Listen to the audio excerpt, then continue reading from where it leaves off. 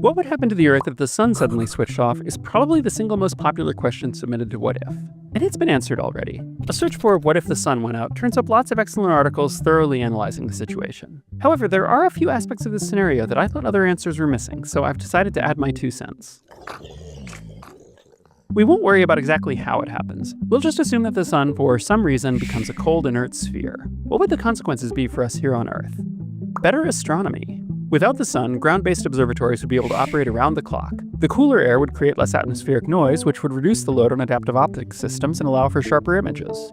Improved satellite service. When a communications satellite passes in front of the sun can drown out the satellite's radio signal, causing an interruption in service. Deactivating the sun would solve this problem. Easier trade. Time zones make trade more expensive. It's hard to do business with someone if their office hours don't overlap with yours. If the sun went out, it would eliminate the need for time zones, allowing us to switch to coordinated universal time and give a boost to the global economy.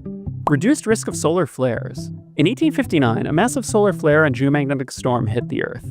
A basic principle of physics is that changing magnetic fields induce currents in wires. Unfortunately for us, by 1859 we had wrapped the Earth in telegraph wires. The storm caused powerful currents in those wires, knocking out communications and in some cases causing telegraph equipment to catch fire. Since 1859, we've wrapped the Earth in a lot more wires. If the 1859 solar flare and storm hit us today, it's estimated that the economic damage to the US alone would be several $1 trillion, more than every hurricane which has ever hit the US combined. If the sun went out, this threat would be eliminated. We'd also be safe from the hurricanes, since the ocean would be frozen.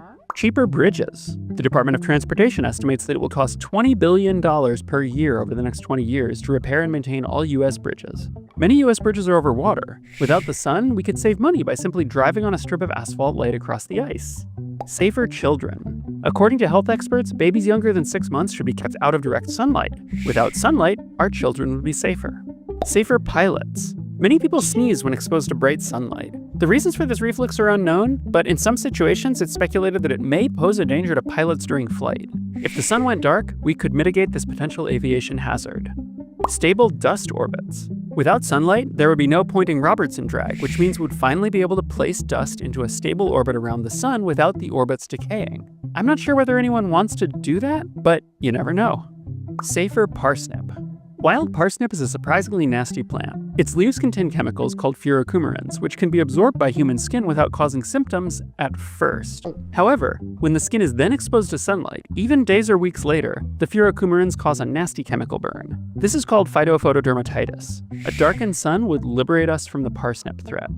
In conclusion, if the sun went out, we would see a variety of benefits across many areas of our lives.